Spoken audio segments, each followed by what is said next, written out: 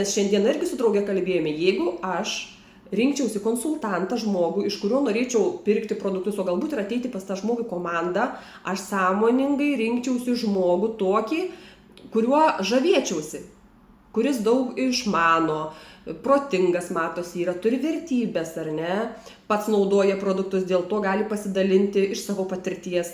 Aš rinkčiausi žmogų, kuris, man atrodytų toks neeilinis, žinot, ne vien tik taip produkto reklamas kelia. Mano tokie kriterijai kitam žmogui yra. Tai aš galvoju, kad jeigu aš turiu kriterijus kitam, tai kažkas irgi turi kriterijus. Man, ar ne? Ir aš džiaugiuosi, jeigu žmonės pasirenka mane. Būna išimčių, taip, būna ateina žmonės tiesiog, pamatė skelbimą, atėjo ir viskas yra su tuo gerai.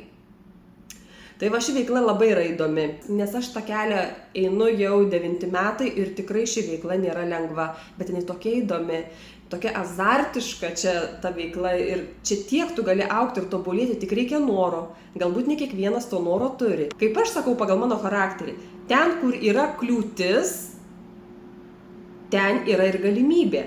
Ir man patinka tas kliūtis įveikti. Ir aš nepasiduodu. Tai ir yra sėkmingo ir nesėkmingo žmogaus bruožas. Sėkmingas žmogus bando n-tąjį kartą, kol jam pavyksta, kol jisai supranta, kol jisai randa kelią, kol jo strategijos pasiteisina, kol jis atranda patį tinkamiausią būdą veikti savo. Ir nesėkmingas žmogus po keletų kartų meta. Po 5 kartų, po mėnesio meta. Nes jisai neturi tiek kantrybės su savim, jis neturi potencialo mokytis, jis neturi žingeidumo, kad čia kažkas tame slypi, kažką aš galiu įdomaus sužinoti. Kaip aš sakiau, mes vieni kitus norim ar nenorim, bet veikiam.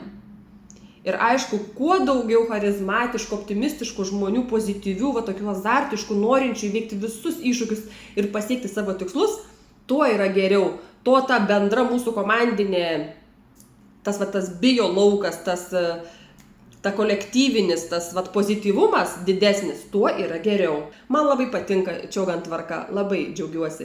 Ir iš tikrųjų nesuklydau pasirinkusi šią kompaniją, tikrai nesuklydau, labai džiaugiuosi.